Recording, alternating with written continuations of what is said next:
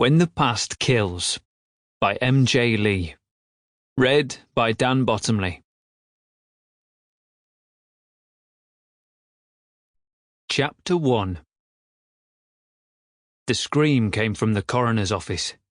Ridpath glanced quickly across to Sophia before leaping from his chair and running down the short corridor. "Mrs. Challoner, are you okay?" "He's going to kill him." Ridpath shoved the door open. The coroner was sat at her desk, frozen with fear, her hand covering her mouth, staring in horror at her computer monitor. Ridpath ran to the other side of the desk. On the top left-hand corner of the screen, a timer ticked over remorselessly. 9:01:53, 9:01:54. An old man was standing on a chair with a noose round his neck. In front of him, another man with his back to the camera was reading from a sheet of paper. "You have been charged and found guilty of the crime of negligence in public office. How do you plead?" The old man on the chair slowly lifted his head.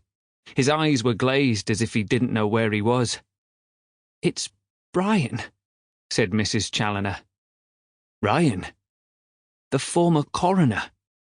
Sophia had joined them in the room along with the office manager, Jenny Oldfield. "What's going on?" They both rushed round the desk to look at the screen. Jenny leant in to take a closer look. "What's Brian doing?" she whispered. As if answering her, Brian's lips moved. "Speak up, please, for the court," the man with his back to the camera ordered. Brian spoke slightly louder. "What do you want?" The voice was slurred and slow. "That is not the correct answer. Guilty or not guilty?" "What do you want?" Brian repeated. "What the hell's going on?" Jenny asked, looking across to the coroner. "I don't know," she answered without taking her eyes off the screen. "I received an email and clicked on the link, and this came up on my computer." 9:02:12, 9:02:13, 9:02:14. Ridpath glanced at the clock on Mrs. Challoner's wall. Just after 9 a.m. This was being screened live. "Brian Conway, you have been accused of negligence in the execution of your duties as coroner. Are you sure you don't want to plead?" The former coroner mumbled something and shook his head. The noose around his head writhed like a snake. "In the absence of a plea, the sentence will be carried out."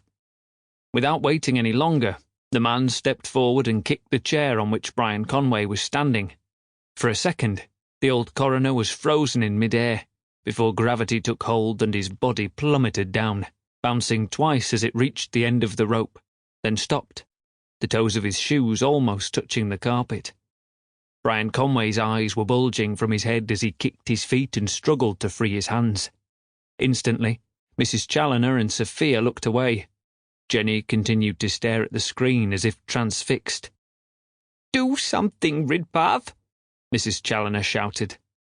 The man was still kicking his feet. The rope had pulled tight and twisted his neck to one side without breaking it. The tip of his tongue appeared between his teeth and his face grew larger, taking on a blue tone. 9:02:34, 9:02:35. The coroner slowly looked back at the screen. "It's his home. I recognise the painting on the wall." "Where is it?" "Saddleworth somewhere, up on the moors." "Do something, Ridpath!" the coroner screamed. "Jenny, do you have his number and address?" "I think so." "Get it." The office manager ran out of the room. Ridpath picked up his mobile and dialed 999. The phone rang and rang. On the screen, Brian Conway was struggling less, his movements becoming slower and smaller, his face turning a bright blue. After a minute, all movement stopped and he hung there, the rope swaying slightly under the weight of his body. 9:03:35, 9:03:36, 9:03:37. The operator finally answered. "Emergency, which service do you require?" "Police and ambulance.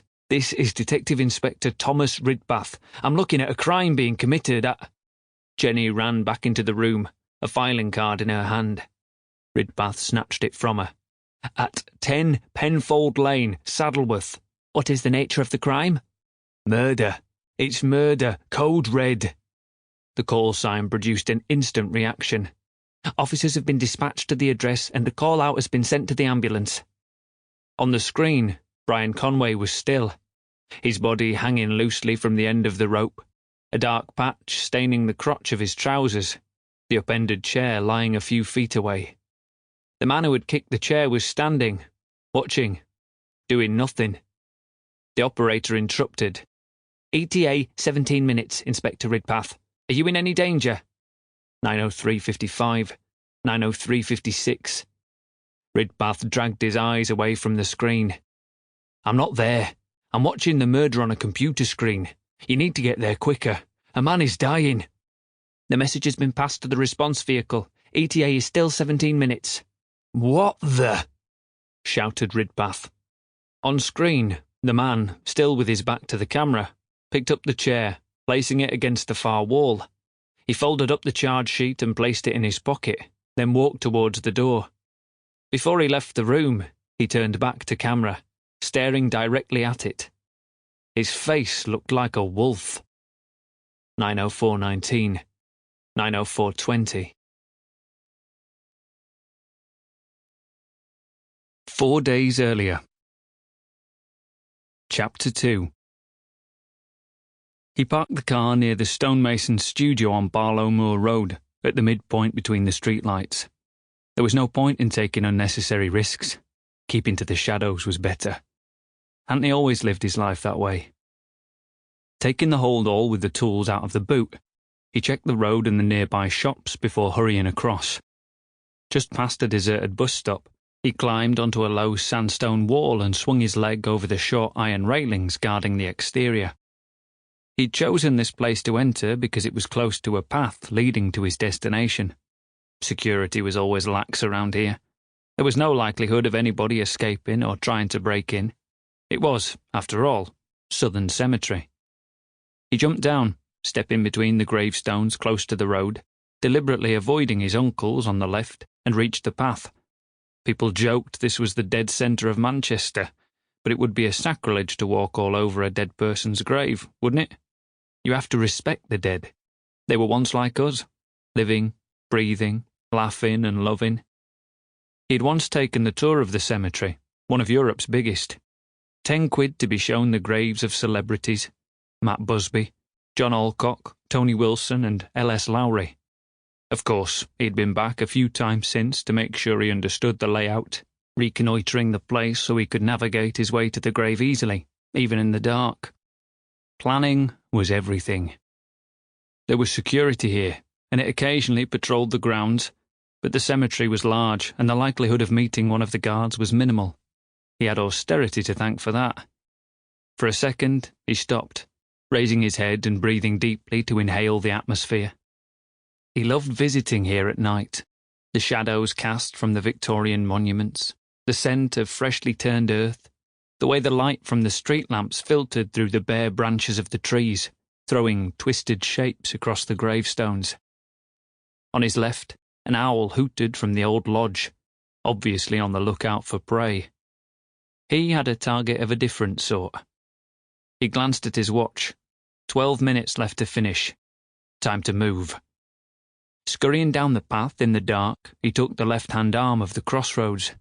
The grave, his destination, was 3 rows in on the right-hand side. He glanced over his shoulder, checking the area was clear, before striding across to stand in front of the black marble headstone. He read the words.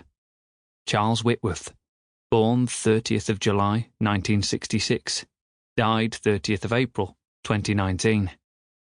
He found it amusing that this man was born on the day England had last won the World Cup, had his father cursed him because he missed the game. He reached down and pulled up the weeds that had begun to grow in profusion at the base of the gravestone, revealing a carved message. Greater love hath no man. He didn't remember this man with love. His only image was of a mustachioed face, a body like it had been put through a mangle, and breath smelling of rotten food with an edge of whiskey. Not a fond memory. He wished the man was still alive. It would have been better to have punished him properly. But he wasn't, and he was no longer part of the plan, Sample complete. Ready to continue?